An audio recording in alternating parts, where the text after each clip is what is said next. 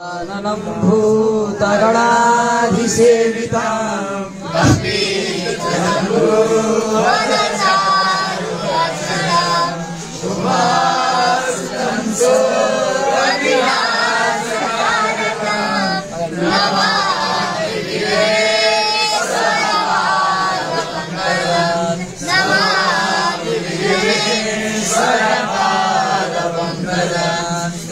पुष्पदन्तवाच महिम्ना पारं ते परमविदुषो यद्यसदिशि स्तुतिर्ब्रह्मादीनामपि तदवसन्नास्त्वयिरः अथावाच्यः सर्वः स्वमतिपरिणामावधिरेण ममाप्येषा स्तोत्रे हरनिरपवादः परिकरः गीतापन्थानां तव च महिमावान्मनसयो रतद्व्यावृत्याय चकितमभिधाते श्रुतिरपि सकस्य स्तोतव्यः कतिविधगुणः कस्य विषयः पदे त्वद्वाचीरे भगति नमः कस्य न वचः मधुस्मिता वाचा परममृतं निर्मितवतस्तव ब्रह्मं किं वा कपिसुरगुरुर्विस्मयपरं मम त्वेतां वाणी गुणकथनपुण्येन भवतः पुनामीत्यर्थेऽस्मि पुरमथनबुद्धिर्व्यवसिता तवैश्वर्यं यत्तज्जगदुदय रक्षा प्रलयकृत् त्रयीवस्तुभ्यस्तं तिसृषु गुणभिन्नासु तनुषु अभव्यानामस्मिन् वरदरमणीयामरमणि विहन्तुं व्याक्रोशि विदधत इहैके जडन्यः किमिह किं काय सखलु किमुपाय त्रिभुवन किमाधारो दाता सृजति किमुपादान इति च अथर्वैश्वर्ये त्वय्यनवसरदुःस्थो हतध्यः कुतर्कोऽयं कांस्तिमुखरयति मोहाय जगतः अजन्मानो लोका किमवयभवन्तोऽपि जगता मधीशातारं किं भवविधिरनादेत्य भवति अनीशो वा कुर्यात् भुवनजननेकः परिकरो यतो मन्दास्त्वं प्रत्यमरवरसंसेरत इमे त्रयी साङ्ख्यं योगः पशुपतिमतं वैष्णवमिति प्रभिन्ने प्रस्थाने परमिदमलः पाठ्यमिति च रुचीनां वैचित्र्यं ऋजुकुटिलनानापथजुषां दृढामेको गम्य स्वमसि पयसामर्णवैव महोक्षाथर्वाङ्गं परशुरजिनं भस्मभरिणः कपालं चेतीय तव वरदतन्त्रोपकरणं सुरास्तां ताम्रेद्धिं विदधति भवद्भ्यो प्रणिहिता न हि स्वात्मा रामं विषयमृगतृष्णा भ्रमयति ध्रुवं कश्चित् सर्वं सकलमपरस्त्वध्रुवमिदं परो ध्रुव्याध्रुवे जगति गदति व्यस्तविषये समस्तेऽप्येतस्मिन् पुरमथनतैर्विस्मित इव स्तुवञ्जीरे मे त्वं न खलु ननुदृष्टा मुखरता तवैश्वर्यं यत्नाद्यदुपरिविरिञ्चे हरिरतः परिच्छेतुं याता वनलमनलस्कन्धवपुषा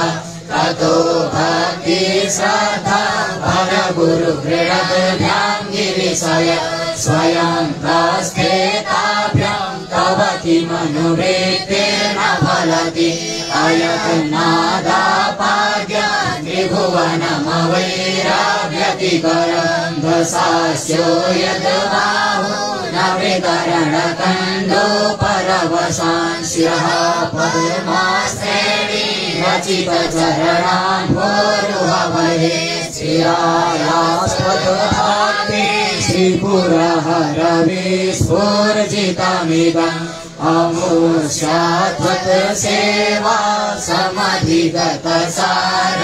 भुजवनं बलात् कैलासेऽपि त्वदधिवसतो विक्रमयतः अलाभ्यापाताले व्यलसचलिताङ्गुष्ठशिरसि प्रतिष्ठा त्वय्यासि ध्रुवमुपचितो मुह्यति खलः यद्विद्धिं सूत्राम्लो वरद परमोच्चैरपि सति मधसक्रेवाण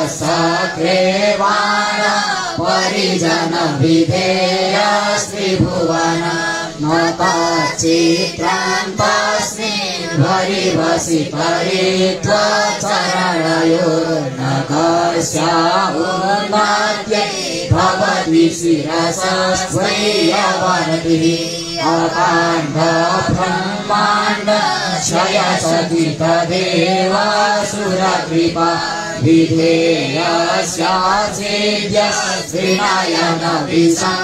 विधेयस्याचेद्यस्त्रिनयनविसंसंहृतवतः सकल्माशाकण्ठे तव न कुरुते न श्रियमहो विकारोऽपि श्लाघ्यो भुवनभयभङ्गव्यसनिनः असिद्धार्थानैव क्वचिदपि सदेवासुरनरे निवर्तन्ते नित्यं जगति जैनो यस्य विशिखः स पश्यन्निशत्वं नितरसुरसाधारणमभूत् स्मरः स्मर्तव्यात्मा न हि शिशुपाठ्यः परिभवः महीपादाघाता व्रजति सहसा संशयपदं विष्णोर्भ्राम्यत् भुजपरिधरुणग्रहगण मुहूर्द्योक्तौ स्थाम्यात्यनिवृतजटाटादिततटा जगद्रक्षायै नटसि ननु वामैव विभूता व्यापिकार गणगुरितभेनोद्गमरुचिः तवाहो वाराम्यः त्रिशतलभुदृष्टः शिरसि ते जगद्वीपाकार जलधिवलयन्तेन कृतमित्यनेनैवोन्नेयं धृतमहिमदिव्यां तव वपुः रथः क्षोणीयन्त शतधृतिरगेन्द्रो धनुरथो रथाङ्गे चन्द्रार्को रथचरणपाणीशर इति विभक्षोस्ते कोऽयं त्रिपुरक्रीडमाणं परविधिर्विधेयैः क्रीडन्त्यो न खलु परतन्त्रः प्रहृद्यः हरिस्ते सहस्रं कमलवहिनाधाय पदयो यदेको नेतस्मिन् निजमुदहरन्नेत्रकमल गतो भक्त्युद्वेगः परिणतिमशोचप्रवपुषा त्रयाणां रक्षायै त्रिपुरहर जागर्ति जगतां क्रतौ सुप्ते जाग्रत् स्वमसि फलयोगे क्रतुमता स्वकर्म प्रध्वस्तं फलति पुरुषाराधनामृते अतस्त्वां सम्प्रेक्ष्य क्रतुषु फलदाना प्रतिभुव श्रुतौ श्रद्धां बद्ध्वा दृढपरिकरः कर्म सुजनः क्रियादक्षो दक्षः क्रतुपतिरधीशस्तनुभृता ऋषीणामार्थीज्य शरणदशदस्यः सुरगणः क्रतुभं शाश्वतः क्रतुफलविधानव्यसनिनो ध्रुवं कर्तुः श्रद्धा विधुरमविचाराय हिमथा प्रजानाथं नाथ प्रसभमधिकं स्वां दुहितरं गतं रोहिर्भूतां विरमयि सुप्रेष्यस्य वपुषा धनुष्पाणेयातं दिवमपि सपदाकृतमम् प्रसन्तं देव्यापि प्रगतिनं मृगव्याधरवसा स्वलावण्या संसारितधनुसमन्हाय क्रीडवत् ग्रहपुष्टं दृष्ट्वा पुरमथनपुष्पायुधमपि हृदिस्त्रैणं देवी यमनिरतदेहार्धघटना तवैति त्वामथा वरदमूर्धा युवतयः श्मशाने स्वाक्रेण स्मरहर पिशाचा सहचरा सीता भस्मालेप स्वगतिकरोति परिकरः अमङ्गल्यं शीलं तव भवतु नामैवमधिरम् तथापि स्मरेण वरद परमं मङ्गलमसि मनः प्रत्यर्चिते सविधमवधायात्तमर्तः प्रदेशाभ्रोमाणः प्रमदसलिलो सङ्गीतदृशः यदा लोक्याह्लादं हृदयैव निमज्यामृतमये तदात्यन्तस्तत्त्वं किमपि अविनश्यकिल भवान् त्वमर्कस्त्वं सोमस्त्वमसि पवनस्त्वं भूतवहस्त्वमापस्त्वं व्योम त्वमुधरविरात्मा त्वमिति च परिच्छिन्नामेव त्वयि परिणता बिभ्रतु गिरा न विदेवस्तत्त्वं वयमिह तु यत्त्वं न भवसि त्रयीन्द्रिस्रो वृत्तिस्त्रिभुवनमथो त्रीनपि सुरा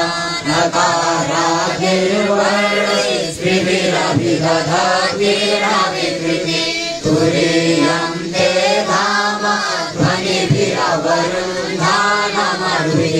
समस्तं व्यस्तं त्वं शरणदगृहात्योमिति पदम् सर्वो रुद्र पशुपतिरथोग्रसः महासखा भीमेशान द्वितीयदभिधानाष्टकमिदं तमोऽस्मिन् प्रत्येकं प्रविचरति देवश्रुतिरपि प्रियायास्मै धाम्ने प्रणिहितनमस्योऽस्मि भवते नमो नेदिष्ठाय प्रियदवदविष्ठाय च नमो नमः क्षोदिष्ठाय स्मरहरमहेष्ठाय च नमः नमो वरशिष्ठाय त्रिनयनयविष्ठाय च नमो नमः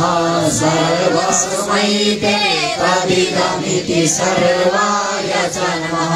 बहुलरदसे विश्वकर्तौ भवाय नमो नमः प्रबलतमसे तत्संहारे हराय नमो नमः जगत्सुते सत्त्ववृत्तौ प्रियाय नमो नमः प्रमहसि पदे निस्त्रे गुरुवे शिवाय नमो नमः विषवर्णति चेतः केशवस्यं क्वचेदं क्वचतव पुरसीभो रङ्गिनी षष्ठवृत्ति इति दगितमन्त्रे कृत्यनां भक्तिराधा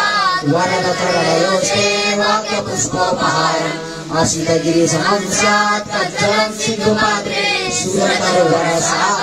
लेखनी पत्रं गुरुभिः लिखति यदि विहित्वा शारदा सर्वकालम् तदपि तव गुणानामीशपारं न याति असुरसुरमिन्द्रैरथितस्यन्दमौले रथितगुणमहिम्नो निर्गुणस्य स्वरस्य सकलगणवरिष्ठः पुष्पदन्ताभिधानो रुचिकमलभुविद्मैः स्तोत्रमेतत्सकारः स्तोत्रमेतत् पठति परमभक्त्या शुद्धचित्तः पुमान्यः स भवति शिवलोके रुद्रतुल्यसभात्र प्रचुरतरधनायुः पुत्रमान् कीर्तिमान् स द्विशालां तपस्तीर्थं स्नानं यागादिकः क्रियाः स्वपाकस्य कलान्नार्हन्ति षोडशी आसमाप्तमिदं स्तोत्रं शरमीश्वरवर्णनम् अनुपमे मनोहारी पुण्यं गन्धर्वभाषितम् महेशानापरो देवो महिम्नो नापरास्तुतिः अघोरा नापरो मन्त्रो नास्ति तत्त्वं गृहो परम् कुसुमदशदनामा सर्वगन्धर्वराजः शिशुशशिधरमौलेर्देवदेवश्च दासः सकलु निजमहिम्नो भ्रष्ट एवास्य रोषा स्तवनमिदमकार्षे दिव्यदिव्यं महिम्ना सुरवरमुनिपूज्यं स्वर्गमोक्षैकहेतुम् पठति यदि मनुष्यः प्राञ्जलिर्नान्यचेतः प्रशिशिशुसमीपं किन्नरैस्तूयमानः स्तवनमिदममोघं पुष्पदन्तप्रणीतम् श्रीपुष्पदन्तमुखपङ्कजनिर्गतेन स्तोत्रेण देवी सहरेण कण्ठस्थितेन पठितेन समाहितेन सुप्रेतो भवति भूतपतिर्महेश यज्ञेशा वाङ्मयी पूजा शिवशङ्करपादयोः अर्पिता तेन देवेश प्रियता ते सदाशिव यदक्षरं पदं भ्रष्टं मात्राहीनं चैव भवेत् तत् सर्वं क्षम्यतां देव प्रसीद परमेश्वर कीदृशोऽसि महेश्वर यादृशोऽसि महादेव तादृशाय नमो नमः। ॐ पूर्णमदः पूर्णमिदं पूर्णात् पूर्णमुदच्यते पूर्णस्य पूर्णमादाय पूर्णमेवावशिष्यते। ॐ शान्तिः शान्तिः शान्तिः।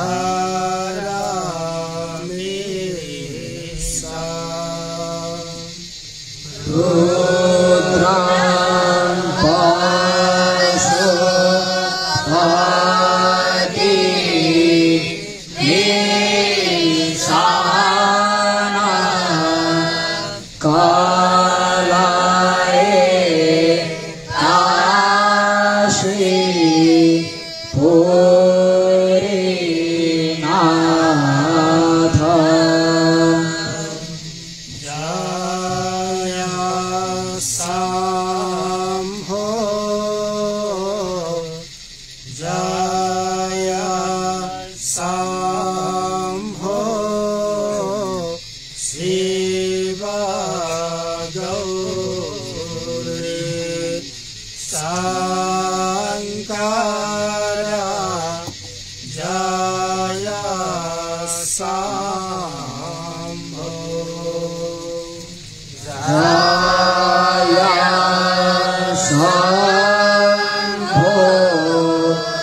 जय शंभो शिव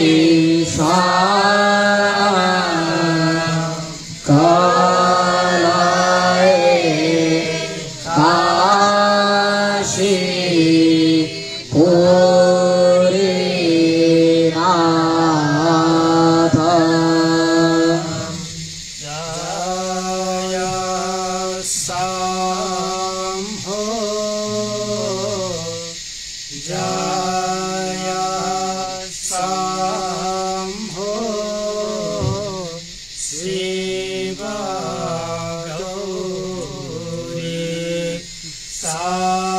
शंकरा जय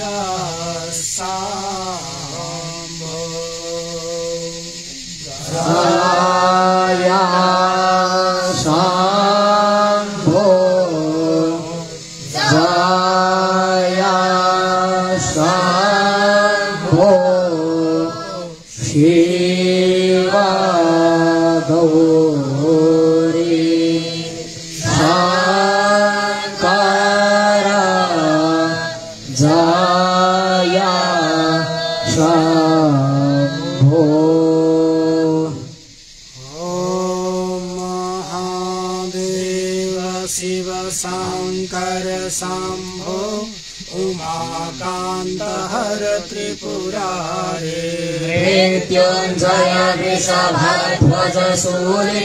गंगाधर मृडमदनारे हर शिव शंकर गौरी साम वंदे गंगाधर मीसाम शिव रुद्रं पशुपति कलये काशीपुरीनाथं जय शंभो शिव गौरी शंकर जय शंभो शिव गौरी शंकर जय शंभो। ओम धर्म को जय हो, धर्म को नाश हो, सद्भावना हो, विश्व को कल्याण हो त्रिपुरेश्वर भगवान को जय सोमेश्वर भगवान को जय गणपति भगवान को जय पार्वती भगवान को जय लक्ष्मी नारायण भगवान को जय सूर्य नारायण भगवान को जय स्वामी कार्तिकेय को जय महाकाली को जय महालक्ष्मी को जय महासरस्वती को जय महालक्ष्मी को जय सरस्वती को जय गायत्री माता को जय राधा कृष्ण भगवान को जय सीता रामचंद्र भगवान को जय पवन सुत हनुमान को जय ध्रुव नारायण भगवान को जय पृथ्वी माता को जय गौ माता को जय तुलसी माता को जय गंडकी माता को जय शंकराचार्य भगवान को जय सद्गुरुदेव भगवान को जय हरिहर भगवान को जय सनातन वैदिक धर्म को जय ओम नमः पार्वतीपतये हर हर हर महादेव शंभो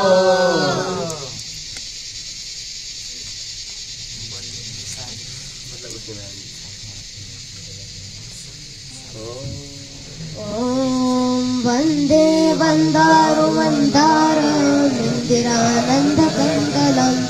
अमन्दानन्दसन्दोह पन्थुरं सिन्धुराननम् अङ्गं हरे पुलकभूषणमाश्रयन्ति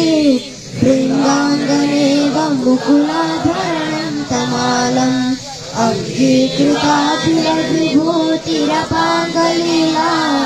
माङ्गल्यदास्तु मम मङ्गलदेवतायाः मुग्धा मुहुर्विदधति वदने मुरारे प्रेमत्रपा प्रणीतानि गतागतानि माला त्रिशूर्मधुकरी ममोत्पलेया सा मे श्रियं दिशतु सागरसम्भवायः विश्वामरेन्द्रपदविभ्रमदानदक्ष मानन्दहेतुरधिकं मधुविदुविशोऽपि ईशन्निषीदतु मयि क्षणमीक्षणार्ध मिन्धीवरोदर सहोदरमिन्दिरायः आलीलिताक्षमधिगम्य मुदा मुकुन्द मानन्दकन्दमनिमेषमनङ्गतन्त्रम् आकेकरस्थितकनीनिकपक्ष्मनेत्रम् भूते भवेन मम भुजङ्गशयाङ्गनायः भवन्तरे मुरजिताश्रितकौस्तुभेया आरावलीव हरिनीलमयी विभाति कामप्रदा भगवतोऽपि कटाक्षमाला कल्याणमावहतु मे कमलालयायः कालाम्बुदानि ललितो रसिकैटभारेर्धाराधरे स्फुरति आतडिदङ्गनेव मातुः समस्तजगतां महनीयमूर्तिर्भद्राणि मे दिशतु भार्गवनन्दनायः प्राप्तं पदं प्रथमतः किल यत् प्रभावान् माङ्गल्यभासि मधुमार्तिनि मन्मतेन मय्यापते तलिहमन्थरवीक्षणार्धम् मन्दालसंचमकरालय कन्यकायः दद्यातयानुपवनो द्रविणाम्बुधारा मस्मिन्न किञ्चन विहङ्गसि सौविषणे दुष्कर्म कर्ममपनीय चिराय दूरम् नारायण प्रणयिनी नयनाम्बुवाः इष्टाविशिष्टमतयोऽपि ययादयाग्र दृष्ट्या त्रिविष्टपदं सुलभं लभन्ते दृष्टिः प्रहृष्टकमलोदरदीप्तिरिष्टाम् पुष्टिं कृषिष्ट मम पुष्करविष्टरायः गिरिदेवतेति गरुडाध्वज सुन्दरीति शाकम्भरीति शशिशेखरवल्लभेति सृष्टि स्थिति प्रलयकेलिषु संस्थितायै तस्यै नमस्त्रिभुवनैकगुरोस्तरुण्यै श्रुत्यै नमोऽस्तु शुभकर्मफलप्रसूत्यै रत्यै नमोऽस्तु रमणीयगुणार्णवायै सत्यै नमोऽस्तु शतपत्रनिकेतनायै पुष्ट्यै नमोऽस्तु पुरुषोत्तमवल्लभायै नमोऽस्तु नालीकनिभाननायै नमोऽस्तु दुग्धोदधिजन्मभूत्यै नमोऽस्तु सोमामृतसोदरायै नमोऽस्तु नारायणवल्लभायै नमोऽस्तु हेमाम्बुजपीठिकायै नमोऽस्तु भूमण्डलनायिकायै नमोऽस्तु देवादिदयापरायै नमोऽस्तु सर्गायुधवल्लभायै नमोऽस्तु देव्यै भृगुनन्दनायै नमोऽस्तु विष्णोरुरसिस्थितायै नमोऽस्तु लक्ष्मै कमलालयायै नमोऽस्तु दामोदरवल्लभायै नमोऽस्तु कान्त्यै कमलेक्षणायै नमोऽस्तु भूत्यै भुवनाप्रसूत्यै नमोऽस्तु देवादिभिरर्चितायै नमोऽस्तु नन्दात्मजवल्लभायै सम्पत्कराणि सकलेन्द्रियनन्दनानि साम्राज्यदाननिरतानि सरोरुहाक्षि त्वद्वन्दनानि दुरिताहरणोद्यतानि मामेव मातरनिशं कलयन्तु मन्ये यत्कटाक्षसमुपासनाभिधि सेवकस्य सकलार्थसम्पदः सन्तनोति वचनागमानसै स्वामुरारिहृदयेश्वरीं भजे सरसिजनिलये सरोजहस्ते प्रबलतमां सुखगन्धमाय शोभे भगवति हरिवल्लभे मनोगे त्रिभुवनभूतिकरे प्रसीद मह्यम् दीर्घस्थितिकनककुम्भमुखावशिष्ट स्वर्वाहिनी विमलसारुजलप्लुताङ्गिम् प्रातर्नमामि जगतां जननीं वशेष लोकादिनाथ गृहिणीममृताब्धिपुत्रीम् कमले कमलाक्षवल्लभे त्वम् करुणापूरतरङ्गितैरपाङ्गैः अवलोकय माम किञ्चनानाम् प्रथमं पात्रमकृत्रिमं दयायाः सुवन्ति ये स्तुतिभिरमूभिरन्महम् त्रयीमयीं त्रिभुवनमातरं रमाम् गृहाधिका गुरुतरभाग्यभागिनो भवन्ति ते भुवि बुधभाविताशयाः सुवर्णधारा सूत्रं यत् शङ्कराचार्यनिर्मितम् संध्यं यः पठति नित्यं स कुबेरसमो भवेत् स कुबेरसमो भवेत्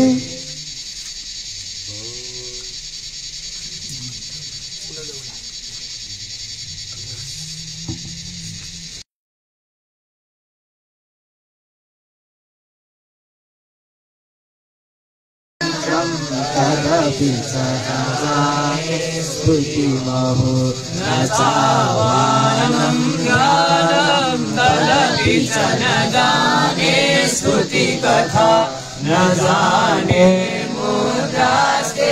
तदपि च न जाने विलपनं परं जाने मातस्त्वदनुसरणं क्लेशहरणम् विधेरज्ञानेन प्रवीणविरहेणालसतया विधेया सत्यस्त्वा तव चरणयोर्याच्युतिरभूतदेता चन्ताभ्यं जननि सकलो धारिणि शिवे कुपुत्रो जायेत क्वचिद क्वचिदपि कुमाता न भवति पृथिव्यां पुत्रास्ते जननी बहवः सन्ति सरला परं तेषां मध्ये विरलतरलोहन्तवसुतः मदीयोऽयं त्यागः समुचितमिदं जो तव शिवे कुपुत्रो जायेत क्वचिदपि कुमाता न भवति जगन्मातर्मातस्तव चरणसेवा न रचिता न वा दत्तं देवी द्रविडमति भूयस्तव मया तथापि त्वं स्नेहं मयि निरुपमं यत् प्रकुरुषे कुपुत्रो जायेत क्वचिदपि कुमाता न भवति परित्यक्ता देव विविध सेवा कुलतया मया पञ्चाशीते रधिकमपनीते तु वयसि इदानीं चेन्मातस्तव यदि कृपा नापि भविता निरालम्बो लम्बोदरजननिकं यामि शरणं स्वपाको जलपाको भवति मधुपाकोपमगिरा गिरातङ्गो रङ्गो विहरति चिरं कोटिकनकै तवापर्णे कर्णे विशति मनुवर्णे फलमिदं जनः को जानीते जननि जपनीयां जपविधौ चिताभस्मालेपो सरलमसनं देपटधरो जटाधारी कण्ठे भुजगपतिहारी पशुपति कपाली भूतेषु भजति जगदीशैकपदवीं भवानी त्वत्पाणि ग्रहण परिपाति फलमिदम् न मोक्षस्य काङ्क्षा भवविभववान् सापि च न मे न विज्ञानापेक्षा शशिमुखि सुखे सापि न पुनः अतस्त्वां संयाचे जननि जननं यातु मम वै मृडानि रुद्राणि शिव शिव भवानीति जपतः नाराधितासि विधिना विविधोपचारैः चिन्तन परे न कृतं वचोभिः सा मे त्वमेव यदि किञ्चन मय्यनाथे तस्य कृपामुचितमं परं तदैव आपस्सु मग्नः स्मरणं त्वदीयं करोमि दुर्गे करुणार्णवेशि नैतत्सरणत्वं मम भावयेथा सुधात्रिसाता जननी स्मरन्ति जगदम्ब विचित्रमत्र किं परिपूर्णा करुणास्ति चेन्मयि अपराध परम्परावृतं न हि माता समुपेक्षते सुतम् मत्समः पातकी नास्ति पापघ्नी त्वत्समानहि एवं ज्ञात्वा महादेवी यथा योग्यं तथा कुरु एवं ज्ञात्वा महादेवी यथा योग्यं तथा कुरु हरिः ॐ जाग्रतो दूरमुदैर्दैवं तदु सुप्तस्य तथैवैति दूरङ्गमञ्ज्योतिखान् ज्योतिरेकन्तन्मे मनः शिवसङ्कल्पमस्तु येन कर्माण्यपसो मनीतिरो जजने क्रीडवन्ति विदधे बुधिराः जदपूर्वं यक्षमन्तः प्रजानां तन्मे मनः शिवसङ्कल्पमस्तु यत्प्रज्ञानमुत चेतु धृतिश्च जज्योतिरन्तरमृतं प्रजासु यस्मान्नहृते किञ्चन कर्म क्रियते तन्मे मनः शिवसङ्कल्पमस्तु येनेदं भूतं भुवनं भवेत् परिहेहि तममृतेन सर्वम् येन निस्तायते सप्तहोता तन्मे मनः शिवसङ्कल्पमस्तु यस्मिन् वेदः सामयजुगुम्थे यस्मिन् प्रतिष्ठिता रथना भाविवाराः यस्मिंश्चित्तगुं सर्वभूतं प्रजानां तन्मे मनः शिवसङ्कल्पमस्तु सुखारथिरसवानि भज्यन् मनुख्यानि नीयते भीसुभिर्वाजिन इव हृत्प्रतिष्ठं जदजीरं जविष्ठं तन्मे मनः शिवसङ्कल्पमस्तु हरिः ॐ शयनं कुरु देवे स प्रसन्नो भव सर्वदा अन्यथा शरणं नास्ति त्वमेव शरणं मम तस्मात् कारुण्यभावेन रक्ष मां जगदीश्वर कर्ममोहात् विहिताङ्गं मामोद्धर भवानभाद् यदक्षरं पदं भ्रष्टं मात्राहीनं च यद्भवेत् तत्सर्वं क्षम्यतां देव प्रसीद परमेश्वर हरिः ॐ पूर्णमदः पूर्णमिदं पूर्णात् पूर्णमुदच्यते पूर्णस्य पूर्णमादाय पूर्णमेवावशिष्यते ॐ शान्तिः शान्तिः शान्तिः ॐ नमः पार्वतीपतये हर हर हर महादेव शम्भो नारायण ॐ नमो नारायणाय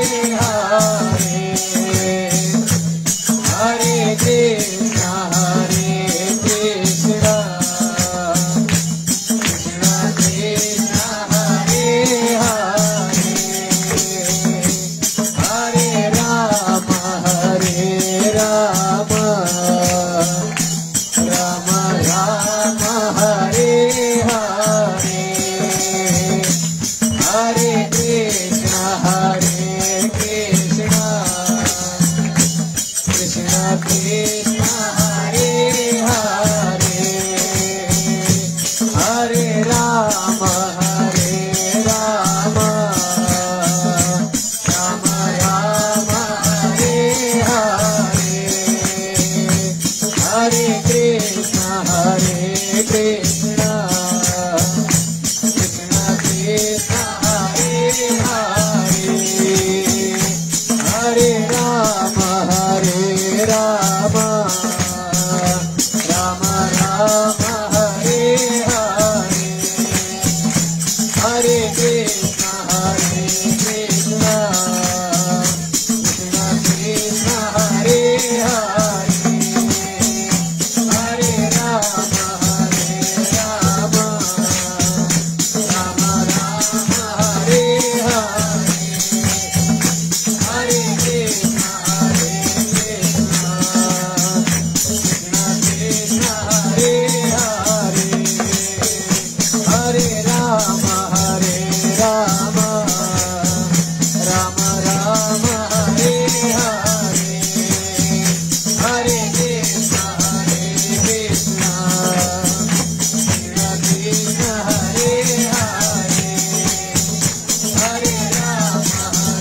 राम राम राम हरे हरे हरे कृष्ण कृष्ण कृष्ण हरे हरे हरे राम राम राम राम हरे हरे हरे कृष्ण कृष्ण कृष्ण हरे हरे हरे राम राम राम राम हरे हरे हरे कृष्ण कृष्ण हरे हरे हरे राम राम राम हरे हरे हरे कृष्ण कृष्ण कृष्ण हरे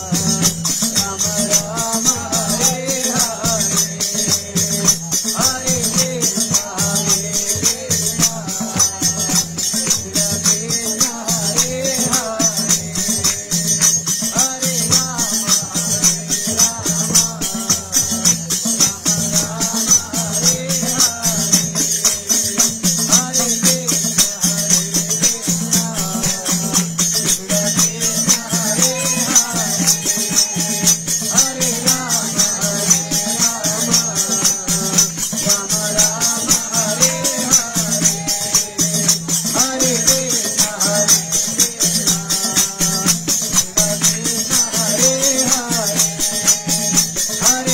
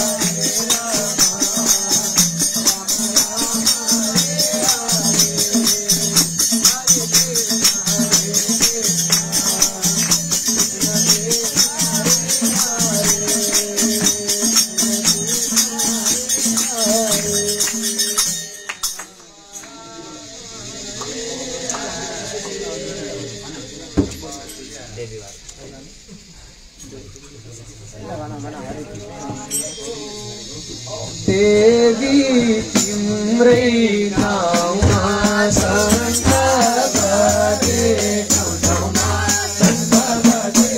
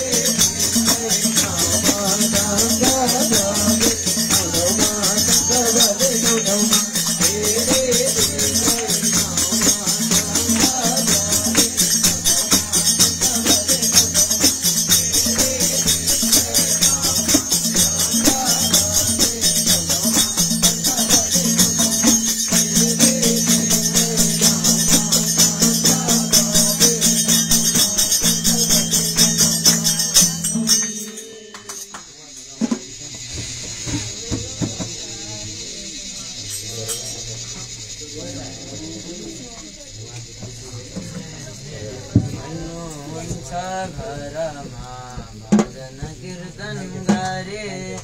दुःख मात्र राम राम हैन सुख मानी भने भन्नुहुन्छ घरमा भजन कीर्तन गरे दुःखमा मात्र राम राम हैन सुख मानी गरे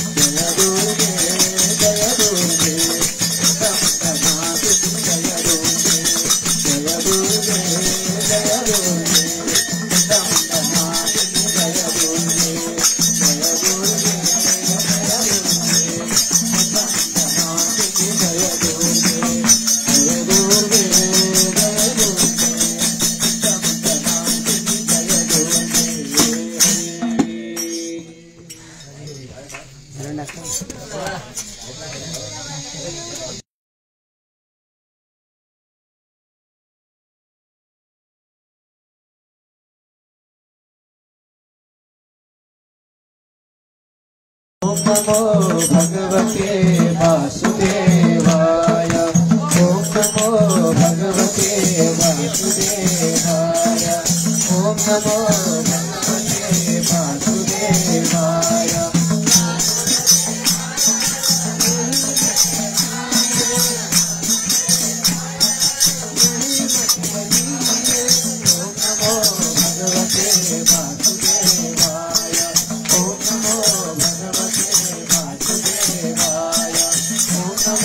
भगवते वासुदेवाय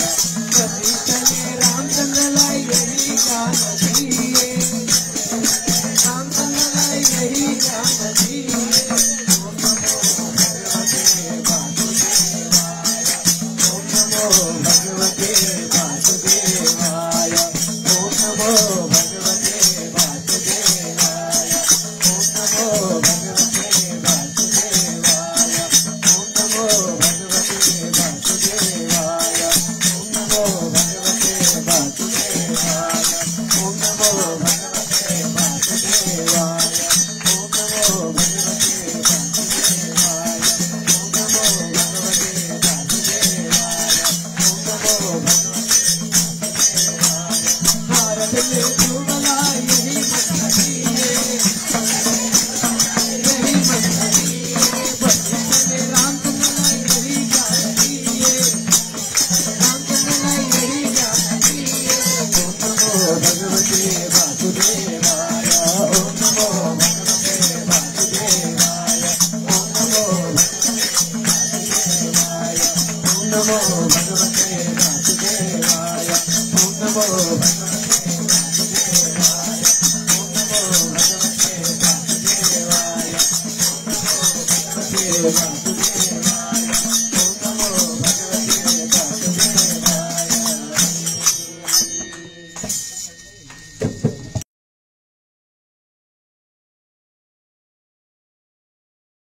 सोमेश्वर भगवान को गणपति भगवान को